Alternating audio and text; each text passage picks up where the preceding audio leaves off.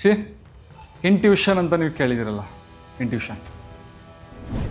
Intuition intellect, ಓಕೆನಾ? ಈ ಎರಡು ವರ್ಡ್ ನೀವು ಕೇಳಿದಿರ. ಈ ಇಂಟ್ಯೂಷನ್ನ ನಾವು ಸೈಂಟಿಫಿಕ್ಕಾಗಿ ಅಂತರ್ಜ್ಞಾನ ಅಂತ ನಾವು ಹೇಳ್ತೀವಿ. ಇಂಟ್ಯೂಷನ್ನ ನಾವು ಸೈಂಟಿಫಿಕ್ಕಾಗಿ ಪ್ರೂವ್ ಮಾಡೋದಕ್ಕಾಗಲ್ಲ, ಮತ್ತು ವಾದನೂ ಕೂಡ ಮಾಡೋದಕ್ಕಾಗಲ್ಲ. ಏನಕ್ಕೆ ನಾವು ಇದನ್ನು ಚರ್ಚೆ ಮಾಡೋದಕ್ಕಾಗಲ್ಲ, ತಿಳಿಸೋದಕ್ಕಾಗಲ್ಲ? Any idea? ನೋ. ಬಿಕಾಸ್ ಇದು ಇಂಟೆಲೆಕ್ಟ್, ಬುದ್ಧಿಶಕ್ತಿ ಅಂತ ಏನು ಹೇಳ್ತೀವಿ, ಅದರ ಆಚೆಗಿರುವ ವಿಷಯ. ಯಾವ ವಿಷಯಗಳು ಬುದ್ಧಿಶಕ್ತಿಯ ಒಳಗಡೆ ಬರುತ್ತೆ ಅದನ್ನು ಚರ್ಚೆ ಮಾಡ್ಬೋದು, ಡಿಸ್ಕಷನ್ ಮಾಡ್ಬೋದು, ಕಾರಣಗಳನ್ನ ತಿಳಿಬೋದು, ಉತ್ತರಗಳನ್ನ ಹೇಳ್ಬೋದು. ಇಂಟ್ಯೂಷನ್ ಅಂದರೆ ಈ ಬುದ್ಧಿಶಕ್ತಿಯ ಆಚೆಗಿರುವಂಥ ವಿಷಯ.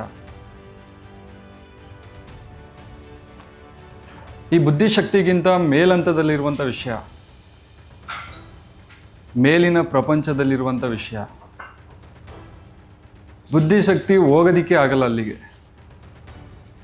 ಹಾಗಾಗಿ ಇದನ್ನು ಚರ್ಚೆ ಮಾಡೋದಕ್ಕಾಗಲ್ಲ. ಹೇಗೆ ಅಂದರೆ, ಇಂಟ್ಯೂಷನ್ ಬುದ್ಧಿಶಕ್ತಿ ಒಳಗಡೆ ಬರುತ್ತೆ ಹೊರತು ಬುದ್ಧಿಶಕ್ತಿ ಇಂಟ್ಯೂಷನ್ ಒಳಗಡೆ ಹೋಗೋಕ್ಕಾಗಲ್ಲ.